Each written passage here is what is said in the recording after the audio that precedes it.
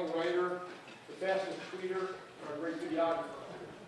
Journalists have a moral responsibility to be honest, accurate, and free of bias. Their sources, consumers of news, and society as a whole. Many of our instructors also manage to squeeze ethics into the regular classes. And when we have visiting journalists, we routinely ask them to talk about the ethical issues that they face. But our premier event when it comes to media ethics is this OIDA lecture. 2 decades ago, Peg OIDA endowed this lecture in memory of her husband, Dr. Nick OIDA, who came to the United States from Lebanon in 1950. He would become a successful medical doctor in Kensington, Pennsylvania. He was elected president of the medical staff at his local hospital and enjoyed a sterling reputation, but then a newspaper suggested in some stories that he was making incorrect diagnoses and performing some unnecessary surgeries. Dr. OIDA sued and won in an effort to regain his reputation. Peg OIDA's generosity in establishing this lecture allows Penn State students to hear firsthand from some of the nation's most prominent journalists under the good name of Nick OIDA, and they hear that ethics are part and parcel of exemplary journalism. Tonight's speaker certainly fills that bill. Not only is he a widely respected journalist, but he's a journalist who gets paid to write and talk about how well or how poorly other journalists do their work. With that, I'd like to call on Professor Tony Barbieri, this evening's moderator, to introduce our guest.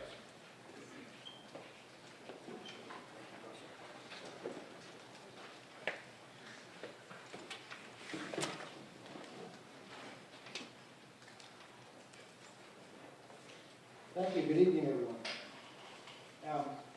One of the very few benefits of growing old as a former journalist is that you get to see bright young people with whom you worked many years ago grow and thrive and become stars in our business. Tonight's guest, David Falkenflik, is one of those people. David and I worked together 15 or 20 years ago at the Baltimore Sun. And since then, I've taken the greatest pleasure in watching as he has become one of the nation's leading voices on the media, from his job as media correspondent and critic from National Public Radio. Now, I must say, not everyone agrees with my high assessment of David's ability. Geraldo Rivera of Fox News once described David as, quote, a weak-kneed, backstabbing, sweaty-palmed reporter. That was after David wrote a story about Geraldo that Geraldo did not like. But that's very much a minority view. David's work on such NPR programs as All Things Considered, Morning Edition, and Here and Now, which, by the way, have audiences in the millions, has earned him numerous national awards, including the National Press Club's Rouse Award for Press Criticism 4 times. He's also won major awards such as the Mungerson Award for Investigative Reporting on the News and top awards from the Society of Professional Journalists and the National Headliners Club. David has also written a widely acclaimed book on Rupert Murdoch called Murdoch's World, Last of the Old Media Empires, which is pretty much the definitive book on the influential media baron who owns, among other things, the Wall Street Journal, the Times of London, and of course Fox. As a result, Business Insider magazine has designated David as one of the 50 most influential people in the American media. David joined NPR in 2004 after more than a decade at the Baltimore Sun, where he covered higher education, national politics, and where he established the media beat. He began his career at the Durham, North Carolina Herald-Sun. And while he was at Cornell, David was editor-in-chief of the university newspaper, the Cornell Daily Sun. Now, the format tonight, after David finishes his presentation, I will be joining him up here for a little bit of conversation, and then we'll await eagerly your questions, and we hope you'll have a lot of them. So please now join me in welcoming to Penn State University for the OIDA lecture, David Falkenflik of National Public Radio.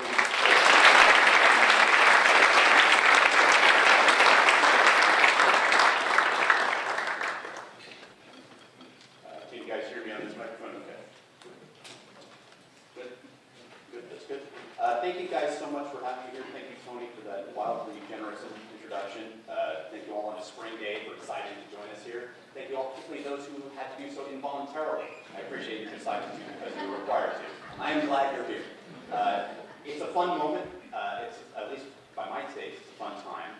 I'm a guy, as Tony indicated, I get to sometimes wrap the knuckles of my peers or sometimes render judgment how well we're doing, how poorly we're doing.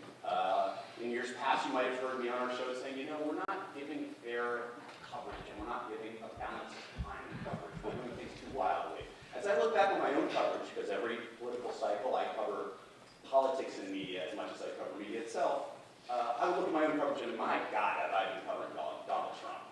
And it has not been proportionate. But it has been proportionate in some ways with the ways in which the media has wrestled, not always all that well, with the dilemma of what to do with Donald Trump. So today, the title of my talk, The Elections, the Media, and the Donald. As you may know, that was what his first wife, Ivana Trump, used to call him. She was excited, English was her fourth, whatever language. And when she was agitated, she called him the Donald. So we also often enjoy doing that as well.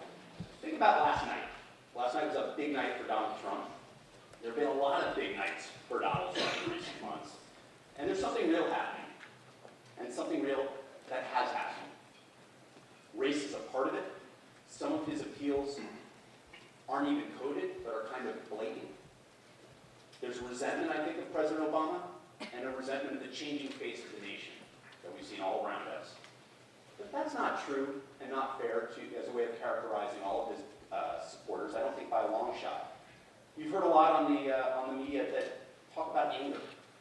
How about the electorate is angry, and you get a lot of people worked up and saying so with sound bites that are compelling. I think anger is probably a bit overstated, although perhaps more generated of late by the nature of some of these rallies we've seen. When I reported on this question just ahead of the New Hampshire primaries from New Hampshire, polls, a number of polls, found that about a fifth to a quarter of voters cited anger as part of what they were feeling, or where they were. There's also anxiety. There's economic anxiety. There's anger there too. It drives folks. But this anxiety, I think, shows that there's a mood suffusing, I think, the electorate of both parties. You see that with support for Bernie Sanders. You see people wondering where their place is in the world. I mean, unemployment is down. The economy is much better than it was at the start of President Obama's term in office. Deficits are down from where they were his first year. Things are going seemingly in the right direction. But people aren't feeling that. What they're feeling is Wall Street gets bailed out. What they're feeling is wrongdoers on Wall Street, these financial institutions, ones that they can see headlines about. Those guys aren't being prosecuted. But small fry are. You're having homes repossessed, people tossed out of homes, people being sued for small amounts of money by banks and other people to whom they owe money. They think the little guys get screwed. They think the elites in Washington and New York in particular are looking out for their own. And there's a case to be made that they're right about that. Trump says, I'm incorruptible. I've got my own wealth. Nobody can buy me off. And what's more, the elites in Washington and New York, they patronize me. They look down on me. And that, I think, has struck a chord. So the argument I'll make tonight is that the media has missed the story of the political rise of Donald Trump, and also, at the same time, enabled it. It has missed the story, largely, and also enabled his rise. Let's start with what we know about Donald Trump. When you think of his name, you might think of, say, this. Trump Tower, New York, right? He doesn't own it, by the way. That's his name on it. He owns a few floors, but that's Trump Tower in New York. He's the master of ceremonies. He's the guy who, who's headed the Miss USA, Miss Universe pageants until very recently. He sold those off last year, so that he could do what he's doing now. Or you might think of this. You're fired, and he's the one doing the firing. He's a celebrity. He's no apprentice. You are. But he's going to be in the seat of power. And also he's going to be a showman. And we like it. We really like it. It's fun. At least millions of us do. For those of us with longer memories, you might remember him with a little bit different hair like this. Trump, the art of the deal. And he was the guy who got New York Times bestseller. And boy, does he love saying that. Because he knew how to strike a deal. How to get the best terms for himself, how to screw over the other guy. And he doesn't describe these things as win-wins, really. He describes them as, I did well, that guy got posed. So that's a good deal. That's the art. So here we are, a showman, a deal maker, a master of ceremony, and yet a leading presidential candidate for a major political party in the most powerful nation on earth. I think it's worth going back and figuring out how we got here. Let's go back 5 years, almost exactly 5 years, to the spring of 2011. Donald Trump had emerged on the political scene. He'd been spouting these claims that had been widely disproven. He became the birther-in-chief. He said, I doubt that Barack Obama was born in this country. He is not eligible to be president. He shouldn't be allowed to run for re-election. I'm going to challenge him before the election on that very grounds, and we should see what happened here. I think he may be a secret Muslim, but I can tell you, folks, there's proof out there he wasn't born in this country. So he sent a team of investigators to Hawaii to find the truth, which had sort of much the same result as O.J. promising to go door to door to find the true killer of his former wife. The more the media debunked the birther theories, I think this is important, the more people seem to hold fast to it. Let's remember that dynamic. It doesn't matter in some ways how vigorously the media was able to present facts. For a lot of people, they believed it or they chose to believe it. It was a convenient way of expressing disgust or antipathy for the president and his policies. It reminded me, when I was working for Tony, one of the jobs I held was down covering Congress during the second Clinton administration. And it reminded me of the fact that in the last 20 years or more, all of our presidents have been declared illegitimate by some faction of the nation. You didn't hear that about Ronald Reagan. You might have people dismiss him as a Hollywood actor, but you didn't hear that. You didn't hear that about George H.W. Bush, the guy who'd been a congressman, he'd been ambassador to the UN, he'd been ambassador to China, he'd been head of the CIA, he'd been vice president. That guy had a resume for president, right? Bill Clinton was declared by some of the Republican Party and conservative faithful to be an illegitimate president. Why? He never cracked 50% of the vote. Now, Ross Perot was in those elections too. So it was much harder to crack 50% in a three-person race, but there was a part of the Republican Party, part of the conservative movement that felt he wasn't legitimate. President George W. Bush was declared illegitimate by a certain component of the left. Why? He lost the popular vote. And nobody knows, even to this day, really what the heck happened in Florida. That was a jump ball. So he won the White House in a 5-4 vote by the U.S. Supreme Court, effectively. So there was part of the left that never fully accepted him, even though there had to be ultimately some resolution of this political deadlock. And I remember, by the way, Tony Barbieri and I, in the newsroom at the Baltimore Sun, we did 5 different editions that night. I wrote 5 different versions of my story. The media story was the main political story because the networks kept calling and uncalling who was the winner. And we had an incredible 40-person fight. It was like a rugby match in the middle of the city hall room to determine whether or not we would announce a winner for our final edition. Finally, I think the word was deadlocked, but it was only after much antagonism and arguing. And thank God Tony went with the right one. Let's just say that. So then you have Barack Obama. Barack Obama won and won big. He won convincing majorities in both houses, and in part it was easy for him to do so because in 2006, Democrats had swept the congressional majorities anyway. But he was declared illegitimate. Why? Not because of the vote, not because of the number of states he had, not because there was any doubt, but because somehow he was un-American, he was not American. A question that had been raised by allies of Hillary Clinton's sort of quiet thesis became a central vehicle through which to express opposition to him. So he was un-American, he was Muslim, he was not even born in this country, he was king. So, you say, but Donald Trump made this argument. That's April 2011. 2 days later, in the White House Correspondents' Dinner, which is an annual function, black tie affair, all these political reporters go, all these celebrities are invited as guests. Tradition, I might add, started by the Baltimore Evening Sun, Mike Kelly, where he asked, I think it was Donna Rice or someone like that to it. And it was just this incredible cluster of celebrities in Washington, and in some ways, it's hilarious. I went a few times before I said I don't want to do this anymore.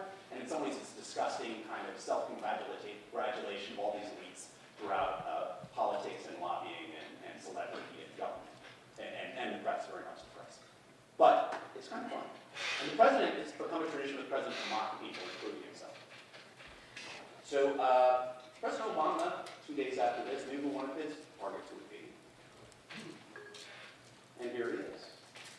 So bear with me, folks. I'll go to where It is wonderful to be. Here we go. Let's start right around here. Forgive me if it's a little loud.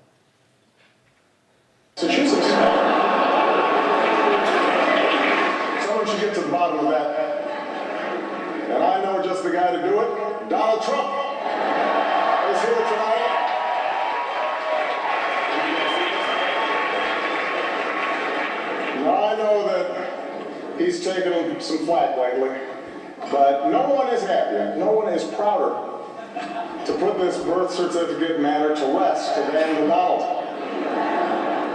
And that's because he can finally get back to focusing on the issues that matter. Like, did we fake the moon landing? What really happened in Roswell? And where are Biggie and Tupac?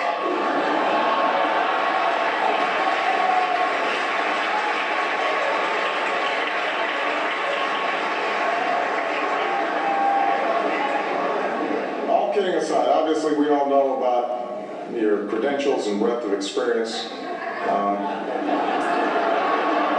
For example, Remember, Trump had just made noise about saying he was going to challenge Obama in 2012 next year for this. no, seriously, just recently in an episode of Celebrity Apprentice, at the steakhouse, the men's cooking team did not impress the judges from Omaha Steaks. And there was a lot of blame to go around, but you, Mr. Trump, recognized that the real problem was a lack of leadership. And so ultimately you didn't blame Lil Jon or Meatloaf. You fired Gary Busey. And these are the kind of decisions that would keep me up at night.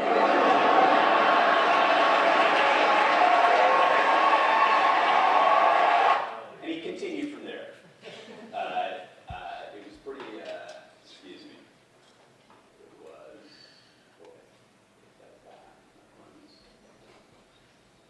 pretty merciless. Let's see.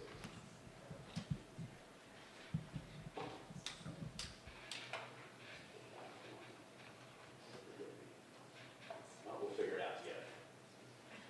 You know a way to make that, the web browser disappear. In any event, I think that he took Trump with great care. It's worth remembering Obama had just ordered the commando raid to get bin Laden in Pakistan. Just ordered that weekend. And the next day, bin Laden would be dead. Obama knows that that's going to happen, does not know how it's going to play out. He decides he wants to take out Trump, and he's having a great time doing it. Now, Trump had flirted with running for president in 2000, as I mentioned, under Ross Perot's Reform Party. And he was making these noises again. I think, and the New York Times suggested this week as well, that this was one of those moments that led him to think, all right, someday I'm actually going to run for this job. I think that Trump is actually driven by moments like these. And I think the fact he was mocked on national TV, that the then head of the Washington Post, Marcus Brownlee, was quoted by the Times as saying Trump, who had been the Post guest that night, walked out with precision and alacrity as soon as the event was done. He didn't stay to the hand, which he usually didn't stay mugged, didn't stay to have his pictures taken. He was out of there, and he was upset. Fueled by anger at Obama. Trump announced for president last June, making grandiose promises to build a great wall along the Mexico-U.S. border. He called for mass deportation of millions of Latin Americans who crossed into this country illegally. He said Mexicans who came here legally, or many of them, were rapists, drug dealers, and criminals. These were great claims, provided without particular documentary support. They provided huge ratings, a ton of clicks for news site, and a great deluge of coverage. This is, in a sense, in many ways, I think, the Trump equation.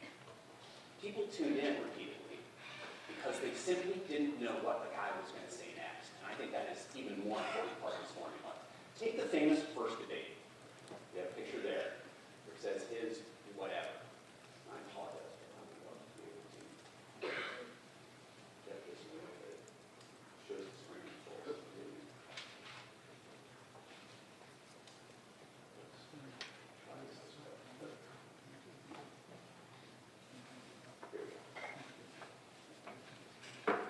Sorry, happened to be a former newspaper person doing technology. So we talk about or whatever. This was the first debate. Trump is there. Obviously, all of his opponents are there. It's huge and unwieldy. There are just far too many people, even though they split it into two. And they split it into two on fairly random basis of just who they wanted on that primetime debate, who they wanted to push aside, I think, in a way that was a disservice to voters. But that wasn't just Fox. All the networks did that. In that debate, Trump delivered a series of put-downs, he made brash promises, and although he's never particularly been known to hold to that truism, consider the source, as I hope all of you do, of information, he uttered a pretty interesting truth on that stage. What did he say? He said, all these guys, they can all be bought by special interests. They're all tied into the elites. I'm not. And you know how I know it? Because all of them have asked me for money to support them, but I've never asked a dime of them. And there's a certain fundamental, even if that wasn't perfectly factual, as it often isn't, there's a certain fundamental truth to that. All those people on the stage, he talked about all of the donors who were in the audience. And although it might not have been technical truth, there was real truth. There were vested interests that are supporting his party, and for that matter, the Democratic Party, that rendered certain policies to take care of powerful interests. He was saying, I won't do that. And that was very appealing. He did something else that day, which was in some ways more important when we think about media. He managed to make the debate about his own fight with Fox. So suddenly, instead of him being on a stage with 8 or 10 or however many people it was him going against Fox and Fox going against him. And that means all the attention is on him. That's a pretty novel approach for a Republican, let me say. He directly confronted the dominant media outlet for conservative movement. He attacked later several of their top anchors and hosts, quarreling publicly with Fox News chairman Roger Ailes, making it very personal against probably their leading emerging star, Megyn Kelly, by saying, she was angry with me, she was going after me, blood was coming out of her eyes or ears or wherever. She was menstruating on stage. He claims that's not what he was thinking. Maybe. Fox had never seen somebody on the Republican side so directly go after them. And here was the fascinating thing. Fox has always been able to put candidates in their place. They help to be there are no real back rooms that decide things, although in this year's convention perhaps there will be, but that doesn't exist. So Fox thinks of itself in some ways as the smoke-filled room. It happens to be with cameras on. And the choices that are made are, who do we give airtime to? Who don't we? Who do we go after in critical coverage, not only in our opinion shows, but in our news shows? And even if each individual news story is fair, the accretion of negative stories about somebody can have a very unfair effect or a very disproportionate effect. Fox has 7 million Twitter followers. Or excuse me, Trump has 7 million Twitter followers. He elevated his status to be one-on-one with them. And he said, okay, you want to screw around with me? I'll screw around with you. I'm going to be available every time CNN calls. I'm going to be available every time MSNBC calls. And Trump became this year at once the candidate who's most, I think, hostile to the media in recent memory, and also the most available to the media in recent memory. Let's listen to this next thing to Sam Feist. He's the senior vice president at CNN. He's the Washington bureau chief. He really knows politics, and I think he's a really smart guy. Here's what he had to say. He was asked about this recently at a talk at the Shorenstein Center at Harvard's JFK School. About Donald Trump that I have never seen it. This is my 7th presidential election. When news organizations call the campaign of a frontrunner of either side and say, would you like to do an interview on our network today?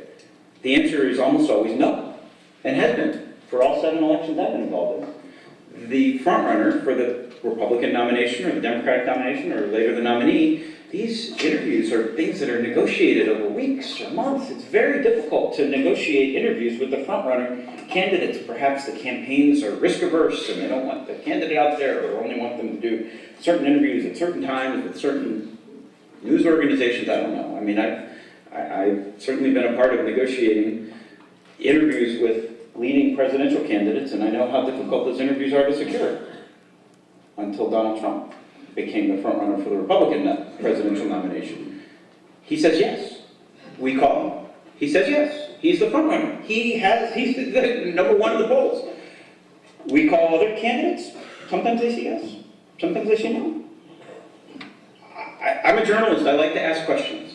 I like for my reporters to ask questions. I like to have an opportunity to ask the leading candidates for President of the United States as many questions as we have an opportunity to. One of the things that is unique about this cycle is that one of the candidates says yes when we call. Okay, so that's Sam Feist. So that's CNN, and he makes a great point. I talked to 2 anchors about this. They say, of course we talk to this guy. He's talking to us. That's great. But it's not just that they're talking to him. It's that also, as a media figure, a guy who's very comfortable with the media, he talks over them. And it's not just talking points that every politician does. He owns them. This guy dishes it out, he insults them, he charges back on them, he just says things that aren't true, and he just blusters through it. And yet, they call him again and again. Why? Because they can measure ratings minute by minute, and they know it spikes. And then they did something else. They gave him an incredible amount of time unfiltered. Unfiltered. Why did they do that? Well, it goes back to something I said earlier. You don't know what he's going to say or do. What is he doing here? Well, you may remember this. This was one of his rallies. He was making fun of a reporter, a good reporter, a distinguished reporter from the New York Times, insultingly, gratuitously depicting him. The reporter suffers from a crippling inherited neurological disease. So this is what the reporter looks like, and this is how he happens to represent me. He later said, I've never met him before. I didn't know he looked like that. I just happened to be in that pose in that moment. Well, A, pictures juxtaposed showed the two men looked very similar at that moment. And B, the reporter before worked for the Times, worked for the Washington Post, and worked for the New York Daily News. He had been in Trump's office a dozen times covering real estate for the New York Daily News. He had the clippings to show it. Trump just says what he was. Well, this is an outrage. And the networks jumped all over him, and they spent a ton of time on it, and he's the story. And the thing to remember about Trump is that if he commits what would be a gaffe for any other living human being, an embarrassment, a humiliation, and you say, oh my God, that came out of my mouth, it's kind of a win for him. It just needs more press. If you're beyond shame, you're bulletproof to embarrassing headlines. This is Donald Trump's life. So the conservative media watchdog group called Media Research Center compiled how much time various controversies involving Trump got. This is, as you can see, from mid-June to late January of this year. And this is how much it got. This is not cable, by the way. This is the nightly newscast. So nightly news is about 19, 20 minutes a night when you take out the ads and promos. Donald Trump proposed ban on Muslim entry in the U.S. All Muslims, remember, he proposed could not enter. This was after the attacks in not just in Paris, but also in San Bernardino. 55 minutes, 30 seconds. That's almost an hour time. Comment about Mexicans as rapists, 41 minutes. Saying John McCain's not a real hero. Remember John McCain? He spent 5.5 years in the prisoner of war camp, refused to come home early because he was the son of an admiral. Did not want to embarrass his father or the military by taking an early return despite the fact that he was being tortured repeatedly. He wanted other people to go home first. John McCain's not a real hero. I prefer people who aren't shot down in their planes. Quite a guy. Negative comments about Megyn Kelly we talked about. Other alleged, this is my favorite little moment, other alleged outrageous rhetoric, not sexist, 26 minutes. Other alleged behavior rhetoric that is sexist, 19 minutes. A bunch of those suggesting Bush at fault for 9/11, which some Democrats have occasionally said. We could argue at least by omission, but that's a very charged contention. Claims U.S. Muslims cheered 9/11 attack, for which there's really no discernible proof. 9 minutes, 9 seconds. Here's the key thing about this.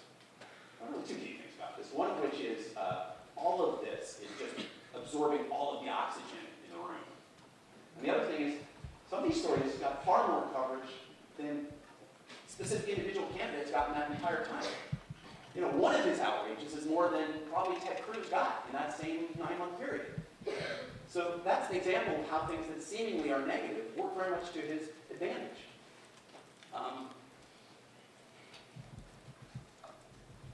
The media has tried to deal with this. Media knows that it doesn't quite know how to deal with this, okay? So the Huffington Post treats it initially as a joke. His stories, they announced, great bravado, will only appear in the entertainment section of Huffington Post. This is not political coverage. He's a traveling circus. We're not going to have to cover him. We'll cover him. We'll be serious about it, but he won't appear in our serious side of the sections. He'll later have to walk that back, as it turns out he's winning a lot of support. BuzzFeed circulates a memo to staffers saying reporters can call Trump a liar or a racist in social media or in coverage as long as it's relevant to the kind of coverage they're providing. BuzzFeed, as people in this room probably know better than I, very much millennial focused, tends to be liberal in its at least social issue sensibility. So it's not perhaps the most fertile ground for Trump supporters, but certainly trying to understand young voters, they're like, yeah, let it all hang out, say what you want. That doesn't really have an effect. I don't think anybody's minds will change by any of these things. News organizations that have covered Trump in his ups and downs, casinos, real estate, television, entertainment, don't quite know whether to give him the serious man in the news treatment, or his policies that he's proposed, which are vague and nebulous, but nonetheless are out there, to give those a serious unpacking. For months, they don't. But the clicks, as I said earlier, are crazy. The ratings are bonkers when he's on the air. This is although he's hostile to the press from the outset. He tweets insults at Politico, at the New York Times. His staffers routinely banned reporters from public events who have written things that would even the mildest edge. At one point, he demands money from CNN to appear in one of their debates. He says, "You owe me millions of dollars because I'm providing you and you paid it." He says, "Well, I'll give my part to charity, probably, as far as you know. It'll be fine." But the networks kept contorting themselves to take care of him. So here, maybe a little hard to see, but this is a BuzzFeed story. They did a study. Networks have conducted 69 phone interviews with Trump in the past 69 days. Well, why is that relevant? Well, TV is very much a visual medium. So for years, the whole point of TV interviews says, you've got to come to our studios, wherever you go. We'll fly you. We'll fly you to one of our studios if you're not in the same city or get a lift there, but you're going to come to our studios. Then over time it became, you can do it by remote. We've got satellite technology, we've got now different kinds of internet technology. You can do it by remote. Trump has said they'll do it by phone. And Trump at times says they'll do it by cell phones. You don't even know the quality of that phone line. And networks don't like this because oftentimes these things fall out. Oftentimes people can be distracted. Body language and facial expressions are meaningful, I think, for viewers. It's a visual medium, as I said. And also they have more control over you. If he's on the phone, people can be slipping in notes. He can say, "I'm sorry, I gotta go," and just hang up. There's nothing you can do. And it doesn't look embarrassing in the way it looks embarrassing on studio when somebody pulls the microphone and walks out. They're yielding a kind of control. And among the things he can do and has done is pretend not to hear the person talking. And so just talk over them and through them and not address what they're asking. And that's happened a number of times. He claimed that when he was asked by Jake Tapper about the support that he had received from the ex-leader of the Ku Klux Klan. He claimed later, "Oh, I just didn't hear him, so I kept talking over." I said, "I don't know what you're talking about." He knew what he was talking about. So, he's been ratcheting up protests. Excuse me. There's this contortion by the networks that I think is just about unprecedented. Again, Sam fights hard news, and I think with some reason. You want to interview the people who are newsmakers. So sometimes you are going to take people by phone. But what this shows and what other gauges of what he's done show is that they've done this to just an unprecedented degree. So you look at Super Tuesday.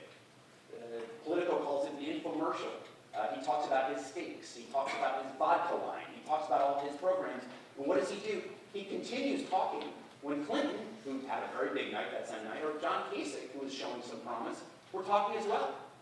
So he could be talking about, box lacrosse. And the networks still want to cover his remarks live because they don't know what he's going to do or say next, and they know people feel the same at home, so they're tuned in. Even if they don't support Trump, they're there to not support Trump, to oppose him.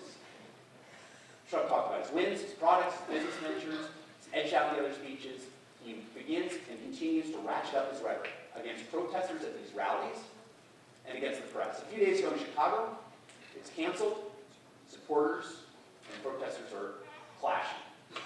And he says, my free speech was impaired, which is true. His right to speak was impaired, and the right of those to assemble freely and hear him was impaired, and I think that's too bad.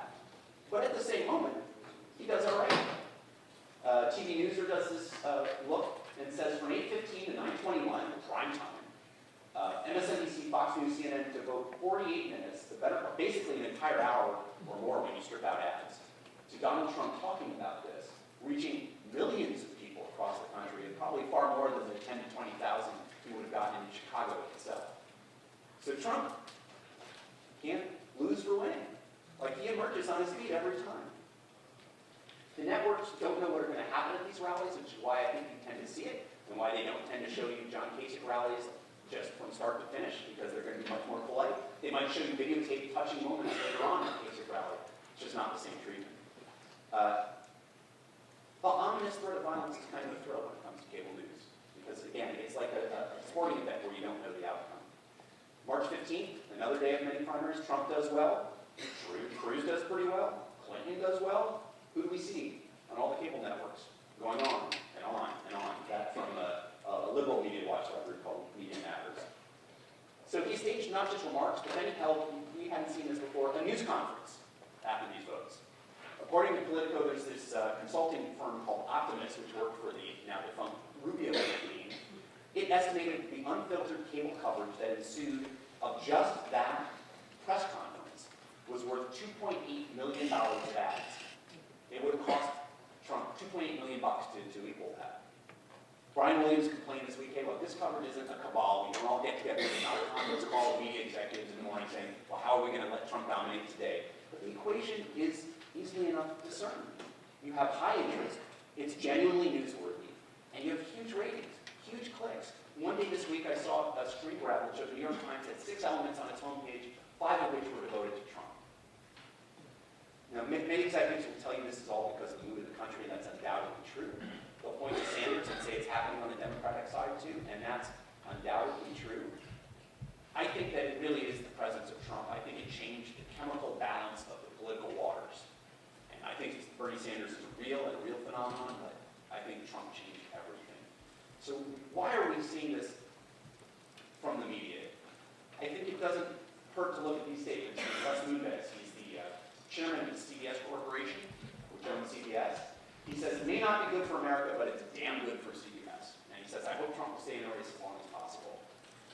And you can understand that. He's talking to the financial analyst at the time he said that. Now, let's be very clear. CBS is probably the very least of the offenders in giving attention to Trump.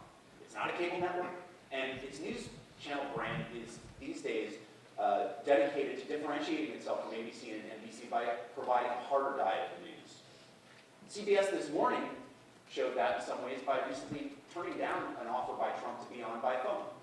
So there were those 69 instances, 69 days. CBS this morning said, we'll talk to you next time you can be on camera. We're sick of this. We're out. I think that was it's a modest moment, but I think it was trying to send a signal that they were sick of the manipulation. Overall, however, Trump's accessibility, his ability to drive coverage in 140 characters online, his apparent willingness to say just about anything, his ability to turn offensive things into positives for his campaign have helped him enormously. And only now, or recent weeks, has the press started treating him seriously as they did earlier candidates such as Scott Walker, Jeb Bush, and Marco Rubio, who were blown out of the water. Belatedly, we've seen serious coverage of the scandals at Trump University, the inflated claims of his wealth, the treatment of workers at his construction sites. We still haven't seen enough about his bankruptcies in this current political season for my liking and my full understanding of what's happened. A few weeks ago, I thought the New York Times did an interesting thing. It published this post. It said, the moment we knew Donald Trump was here to stay, that was, I believe, March 3rd or 4th. And the reporters gave anecdotes. It was actually nice little vignettes of how they were coming to terms and realized as political reporters, this thing is real and it's happening, it's going to stick around. The reporters said, ultimately, if you tease out what they're saying, they said ultimately they realized it in November, January, September, February, December, August. On average, this group of a half dozen or so reporters realized it and call it early to mid-November. Pretty late along. He was already pretty high in the polls at that point. It had been for months. So let's think back about that night on March 15th, worth about $2.8 million, all right? That's real money. But here's the amazing thing. The New York Times posted a piece last night with an estimate, serious analysis, suggesting Trump had earned the equivalent of $2 billion. $2 billion for the media attention he received without paying a dime. They call it free media. It's coverage, it's unfiltered, footage, it's whatever. But $2 billion without paying a dime. Meanwhile, this billionaire, the richest candidate in the race, whatever his actual wealth is, spent about $10 million on ads through the end of February. That is far less than Bush, or Rubio, or Clinton, or Cruz, or the man of the people, Bernie Sanders. He got $2 billion, and that's far outstrips anything anybody else received. That was twice the amount that Obama spent to get elected, and we're only still in the primary season. The media didn't create Donald Trump. There are reasons why he's risen here. But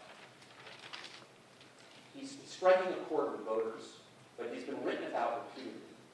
With some exceptions, I think, the media missed this story, and in many instances, it also enabled his rise. That is the media elections of the time. So thank you for coming tonight.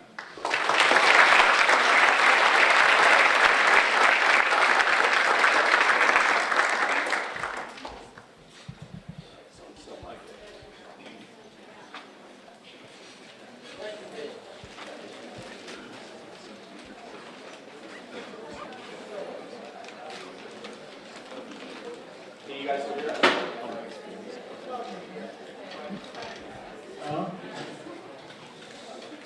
One of the things we all learned is that the media, especially in a political year, have an obligation to not cover everybody equally, just cover everybody fairly. and give everybody a shot at the public. And how else will the public learn about what they stand for, what they believe in? And some of the graphics I've seen as you have show Trump 2 and 3 and 4 and 5 times more coverages of anyone else. Is that a failure of the media, or is it just being driven by economic realities? In a sense, you could argue both. I think some of that's driven by economic realities. I think that, as one of our former colleagues told me when I was covering politics, the media can read the polls as well as anyone else. So if Donald Trump is measuring high in the polls, they can say, well, this guy we've got to pay more attention to. I do think there was the fundamental belief that Donald Trump would fade. I mean, think about in 2012, I think it was Herman Cain was promising the 999 plan, and he'd been like an executive at Godfather's Pizza, one of these outfits, and he faded from view fairly quickly. And there are a lot of other sort of flashes in the pan like that, but you know, we're at once in the media, he's at once received a tremendous amount of coverage, and he hasn't. The coverage has much of it been him talking in interviews, or him just unfiltered at rallies, riling up the faithful. And what we haven't seen is that surrounded with really thoughtful, tough scrutiny in coverage. There's been that. It exists. It's real, that coverage, but it hasn't been anything like the amount of unfiltered coverage. And I think that is, to my mind, it's less about the disproportion and more about the chasing the tail of the latest controversy that he himself has stirred up. I think he's very smart about how he uses this. I think he looks at stimulus and response, and looks at stimulus response and says, hey, this is fun. You know, and I think he's been very savvy and very successful in part as a result of that. Well, do you think we're in a situation where traditional means of journalism, neutrality, giving fair shake to both sides of the story, so on and so forth, it doesn't work for an untraditional candidate like Trump? You read a lot about how the media is to quote blame and so on and so forth. Yeah, I mean, I think the media, as I've said, I think the media very much enabled his rise. But I also think that it's the media's role to band together, hold hands, and say we must stop this man. You know, I do not think Donald Trump is Mussolini, and I don't think he's worse than Mussolini. But you know, he certainly has betrays an autocratic bent of mind when he speaks. He's certainly no friend of a free press, and his hostility toward it, even as it takes advantage of its airwaves. And I don't think that the media has been up to the match of figuring out how to surround and define the story independent of his desire to use their airwaves as a conduit to talk to people. And I think this is troubling. I think it's troubling for, to my mind, the role of the press traditionally, not always met, but certainly the aspiration, is to give people the information, the equipment, the tools to be able to assess matters of public interest for themselves. And that includes opinion, by the way. But it also it requires a great degree of original reporting, analysis, shoe leather work, sometimes document work, whatever it takes to try to surround and understand and master the topic or figure. I don't think we've had that by and large. I think the press is more varied and more diverse than it's probably ever been.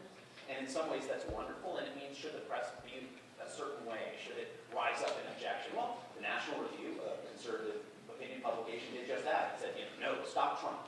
That was its cover. It doesn't seem to have done much. You know, the press is not held in the highest esteem, perhaps for good reason. Perhaps foolishly in the sense that BuzzFeed is very different from the Wall Street Journal, so why are they all getting along together, right? You know, I think there are many approaches people can take. I also think that we're in a time, you know, we've lived through such crises as the Iraq War and Hurricane Katrina and the economic collapse and this, and we've been at a time of sort of and of course 9/11 in some ways the greatest of all in recent history. We've been through a time of incredible trauma, and journalists have found different ways to respond to this. I think in the last 12 months you've seen more front page editorials, something newspapers avoided for many decades because they feel they need to do this.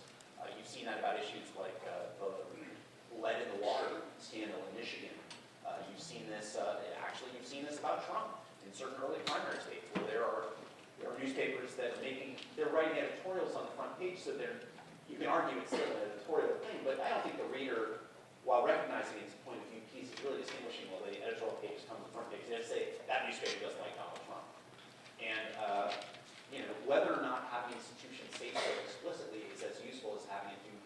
consistently tough scrutiny is another question.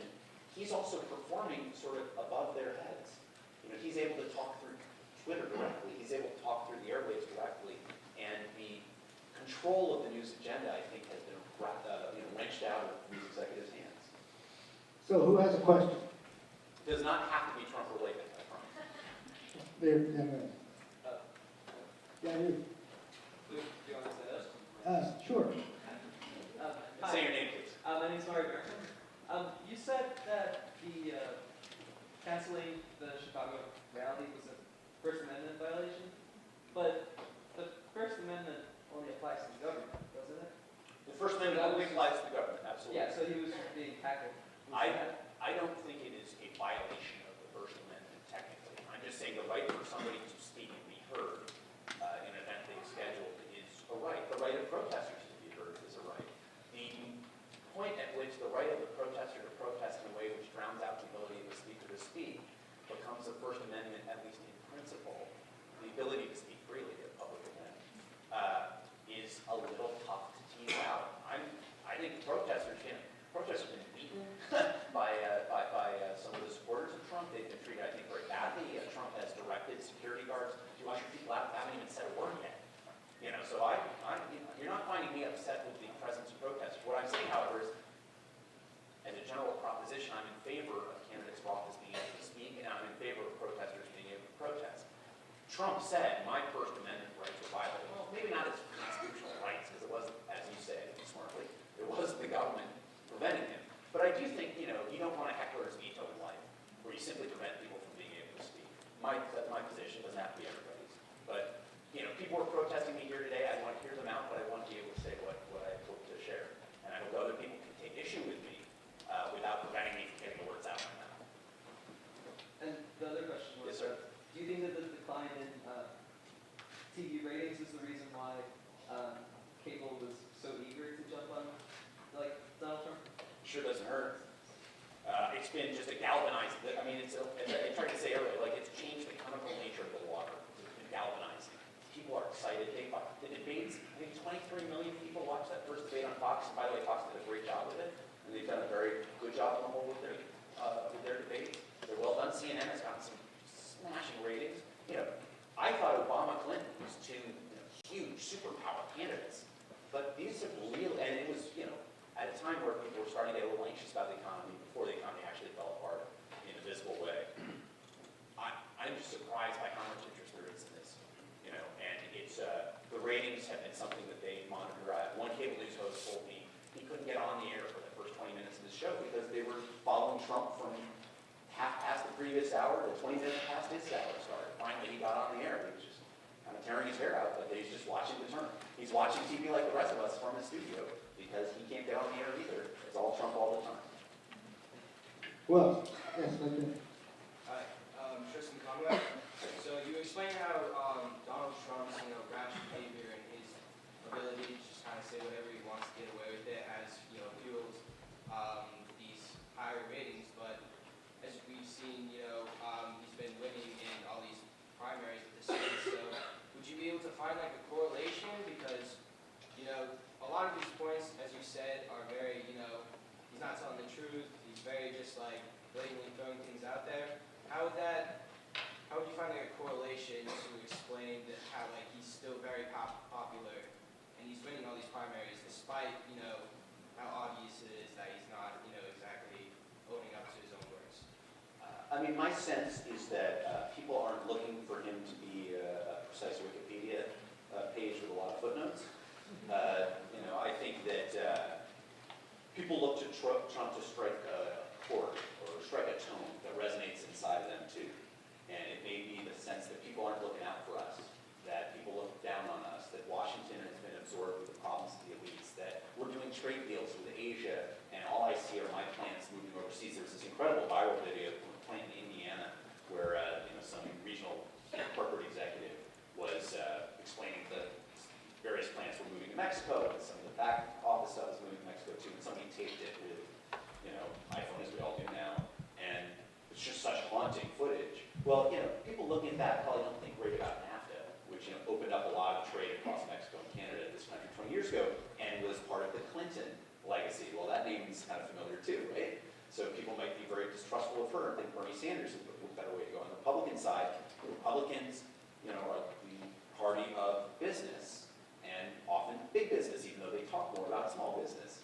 And so they're often in the same place as Democratic presidents, even though a lot of Democratic members of Congress tend to be more protectionist and looking out for their regional industries. So, you've got, there's some policy and substance to what he's saying. He's saying, I oppose these things. We're not getting good deals. Now, he doesn't say what he'd do differently. He just says, if I'm in the room, man, you can be sure we wouldn't get hosed like that. But I think there are a lot of people who listen to that. I think there's something like it. I think there are a lot of people who just don't like Obama. And I think part of that is the way he carries himself. I think there's an element of that, unfair to say for all voters, but there's an element of that that very much has to do with race and the way in which our demographics in this country are changing. And this will not always be a majority white country. And I think there are people unnerved by that. And you hear it when he talks about PC. And Trump says, it's politically correct this. And people say, yeah, it's been politically incorrect that we can't talk about Obama's race and be critical of it. It's not kind of 1950s or 1930s pure racism that you think of, but stuff that actually is kind of racial, racist. It creeps up to the line. And I think that that's an element of his vote as well. So him doing that on television allows him to strike a tonal chord, and they're not footnoting everything. You haven't said much of anything about the IQ of the public or their critical thinking ability. My question is, how do these levels today compare with the same measurements 10 or 20 years ago? What I would say is that people have the ability to get their information from a much broader array of sources. Sometimes they get it from emails from relatives. Sometimes they get it from Twitter or Facebook. Sometimes they get it from talk radio. Sometimes they get it from NBC or NPR. We have 30-some million listeners a week. So we're a pretty big audience, and they are engaged. And man, if you don't conjugate a verb right on live radio, they let you know. And one of those people is mom, but still, they let you know. And I am often surprised by the eloquence, the dedication, and the intelligence of listeners and readers of newspapers. And, if I thought that the American public were dumb, I wouldn't think that a good mission in life would be to equip them with the information they need to make the choices they make. I might disagree with choices they make. I might agree. I might not really be sure enough to make an opinion. I might be agnostic about it. There are people all over this country who, doubt the Holocaust occurred. There are people in this country who think Obama was a birther. There are people in this country who doubt the moon landing. Sometimes they get answers to these questions just to stick it to the poll papers as a way of indicating their distrust of the whole process. I truly believe that. But there are people who believe stuff like that. And it's disturbing. I am not sure that that is any greater than it was when there were 1,000 conspiracy theories swirling around Bill Clinton and the idea that Jack Ruby bugs were going to fly down from black helicopters and take over homeschoolers. There were all kinds of claims made about what Ronald Reagan intended as well at the time. But maybe I'm deluding myself, but I don't want to be in the position of dismissing, the intelligence of the public. My parents taught at a public university for decades, much like, although not quite as big as this one. They were interested in getting people in the educational stream, many of them were from families who had never gone to college. I'm proud of that. NPR reaches people who give us money, and I hope some of you here are givers to WPSU. We're very proud of that station. I also got a letter from a guy who said he sent in $75 a year for us, and he made $17,000 a year. And he said this is what he could afford to pay for. And I said, we are so honored by your donation, but you do not have to do this. This is here for everyone. And so that's kind of how I approach it. Good. Picking up on the last question, I wonder, regardless of the IQ of people, if there has been, in your opinion, a substantial decline in the leadership of print media, and what effect that has. I'm struck by reading the Hamilton biography that his fame rose when he wrote a pamphlet supporting patriots in opposition to some stuffing Anglican minister and the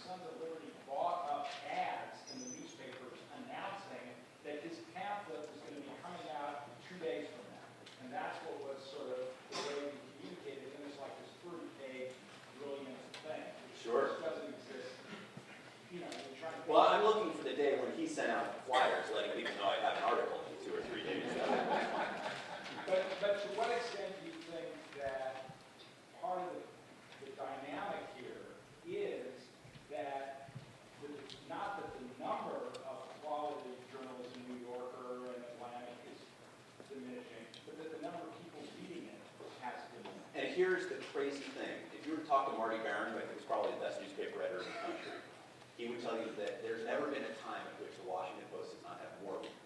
Well, excuse me, has had more readers. The Washington Post has more readers now than it's ever had in its history. The New York Times has more readers now than it's ever had in its history. They're online. Fine. Well, the New York Times actually has, if you add the digital subscribers and their print subscribers, they have a lot of folks. I don't know that it's more than they've ever had, but they've got a lot of folks. It's backed up over 1 million. You know, I think they may just be at that point where they're about to have more digital than print subscribers, and I can tell you as a subscriber, their subscriptions cost real money. So let me sneak in a question then. That's Well, not- let me just add one sentence. What you're really saying is that the financial underpinnings of newspapers, which I can attest provide the greatest horsepower for journalism in this country, city by city, region by region, and nationally, the financial underpinnings have been knocked out. So the Baltimore Sun is probably more like a third of the staff it did than at its high point when Tony Apple was there around 2000. It's got maybe 150 call it down from the high of about 408 people individually. That's just going to change it's a constriction of ambitions that just changes what you can envision. And it happens at a time when the information flows so much more readily and differently that news organizations like The Sun are chasing other people's stories and agendas because they know it will get them traffic, which they hope will yield some revenue. So, and that's incremental revenue if that's the click economy. So that's the problem, is really the financial change rather than the readership. New York Times, look, I read about the Angels on my baseball team. I read about them instantly. I used to get clippings 3 days later from my mom every day. It was kind of lovely, and now it's just instantaneous. I can read about the news in Australia right now. So I can't object to that. That was going to be my question. Sorry. Kurt, just to follow that, it seems to me that the people who are most likely to vote are also most likely to have television be their primary information source. And the people who are doing the critique of this are less likely to reach that demographic because of the age of people who are reading or consuming the content that they're producing. So, yeah, there's a giant Twitter storm that happens, but maybe the people who are watching TV don't get Twitter. The only way that they know there's a Twitter storm is because Camp Hilda just sent them an email that says this was tweeted, but they're not actually on Twitter. Can you talk a little about sort of the age of people and how they're getting information, how that affects this whole flow of information? Well, let's not forget all this stuff's interconnected. So all these 20, 30, 40-something producers at these networks are following Twitter. So Twitter, a tweet, 76 letters by Trump can drive a news cycle. And it can drive it on the air as well. So, it may be that my, 30-year-old cousin saw it only because he was on Twitter because he doesn't watch TV news, but my parents might watch it because they're watching CNN. You might see the same Twitter storm, but only because it's presented on the material that news organizations turn to is now often social media, and it can be fleeting at that. It used to be, well, we got to talk about the Kardashians because there's something on Twitter. Now it's, well, we can talk about Trump. It's the same use and manipulation of social media to drive mainstream media coverage. So it's really hard to totally disconnect those elements, right? Any students have a question? Yes. What do you think the greatest risks are of having Donald Trump in the position of president? What do I think the greatest risks are for having Donald Trump? Well, I get to have opinions. I don't speak for NPR. I get to have opinions on, or at least, shall we say, earn criticism of the media and politics by end up being the job that I hold, covering media politics, being a media critic. Certainly, if you look at Trump's rhetoric, it would be, if he were to actually follow through on a lot of these propositions, which I don't know that he would. Barack Obama campaigned for honest promising there'd be no individual mandate in that, universal health care proposal, and there sure as heck was one to try to make the books balance. When he actually got in office, people often take a different tone when they're in office. But be incredibly dislocated if somehow you're trying to take 11 million people from Mexico in this country without legal documentation and just ship them home. It would be there'd be an unbelievable constitutional battle over the ability to prevent Muslims from entering this country in the wake of specific terrorist acts, simply by virtue of their faith. A friend of mine who was born in Iran came in this country when he was 11, and during the Iran-Iraq War 35 years ago, lived in Colorado, California, travels abroad a lot. He works under human rights law. He'd be prevented from coming in the country U.S. citizen, and his wife, Dutch-born, but converted to Islam to marry him. She'd be prevented, their kids would be prevented from in this country. Like, that would be incredibly disruptive to our fabric and our sense of who we are. And I think the press would have to negotiate a relationship with a guy who's much more, President George H.W. Bush had a bumper sticker that said, "Re-elect Bush, annoy the media." But he was also a guy who used to handwrite thank you notes to columnists who had written kindly about him. He wasn't actually a vicious guy. He just, was putting it on a little bit. Trump is a showman, so I don't know how much of this should be taken literally. But, he would be a very different, disruptive kind of figure. And his ability to work with the political establishment would be very disruptive as well. It could be a great story. Journalists would have full employment. So that's good for any of you guys here pursuing that later on. But, it would be a really lively time. One more. One more question. Two questions. No, one minute. One is, how do you do your job? How do you get to cover everything? It might be easier in some cases because of the internet and so forth. But what is a day in your life or a week in your life trying to cover all this media? Sure. Well, first in the morning, I'm sort of lifted aloft by prayers. I've got two small kids, so my day starts early, and I try to take 10 minutes and sort of what I call check my traps and make sure through my email and through Twitter that nothing has exploded.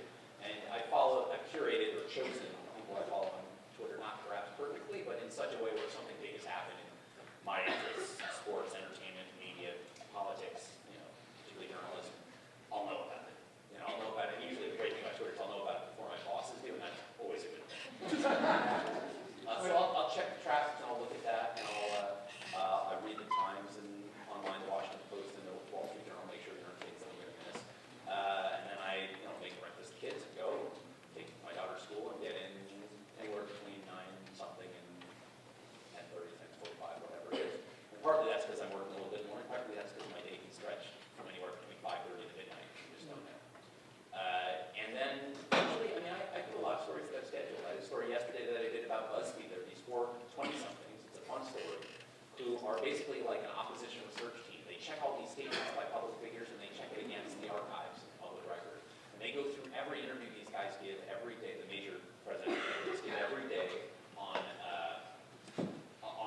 talk radio, on cable TV, and newspapers, whatever. And then they say, since they read it so deeply, they're like, gosh, I think Hillary Clinton, she says these wonderful things that Black Lives Matter, but I can go back and sure enough, they were able to find video footage of her in the 1990s praising her husband's anti-crime bill and talking about super predators, which is now discredited with this idea that there was this number of youths and adolescents who were out to basically rape as many people as they could and hurt as many people as they could, and that very quickly became coded in race. The idea that basically these menacing black clubs were doing this or Latino clubs were doing this.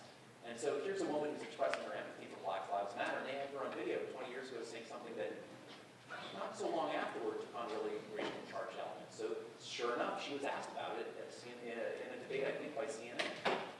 Where candidates are having to be responsive to these findings in the archives by these 20-somethings who have never been on the campaign trail at all. So, I spend a day with, or afternoon anyway, with these guys sort of learning about this and then following all these stories.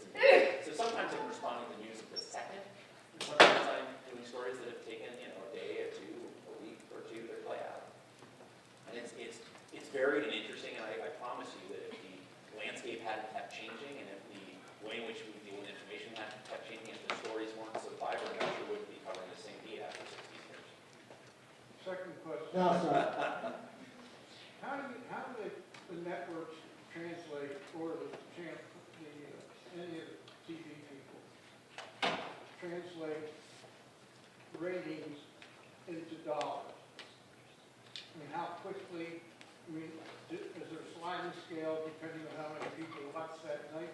Sure. So if you're talking about cable networks, I'm being asked how do ratings translate into dollars? A ratings point is worth X number of, you do it by tens of thousands of dollars, if you get high enough in the millions of dollars. They go to by tenth of rating points, because each tenth of a rating point, they raise their rates for their advertisers to advertise on that. It's actually an incredibly complicated algorithm, because sometimes they'll sponsor with commercials that didn't get on other shows.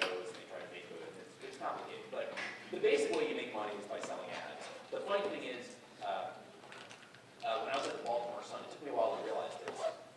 We charge people a subscription cost, but we were, in a sense, the bait to lure in the readers, paying readers, and the readers were actually what the newspaper produced to deliver to their advertisers. Cable news channels raised their rates. They raised their rates for all the debates because they got crazy high ratings, and they did it in advance. They guaranteed a certain number of viewers. They said, well, if we don't get that, we'll give you money back, and you have to pay us, this sort of thing. They don't do that every night. Mostly they say, okay, Anderson Cooper gets X, hundreds of thousands or a little over $1 million a night, and so we'll generally charge you this amount to advertise on us. The other way they make money is that, you pay a sizable cable bill, fewer and fewer of us, but nonetheless, every month, and a certain amount of that is a portion of each cable channel. ESPN is the biggest. HBO gets a big slice of dollars for those who get the premium channel, but ESPN is the biggest. Fox News by far the biggest for cable news. But interestingly, you saw Les Moonves, who I think is a brilliant network chief. He was able to go in, and CBS has been so successful for so many years. They said, you know what? Most people get their TV through cable or satellite. It's about 80% of Americans do it that way. So if they're doing it that way, we deserve a cable payment back from the cable provider too. And after a while, they were able to negotiate that. So not only are they getting monster broadcast advertising rates, but they're able to get money back from the cable providers as well. So this is real money, and these are profitable endeavors. And yet, I think there are a lot of people there, even as I've been critical this evening, who very much believe in what they're doing and are trying their best to give you a feel for what's happening. I just think this cycle has been so crazy, it's gotten away from us. Well, thank you, David. I'm sorry we don't have more time. Thank you very much for coming to speak.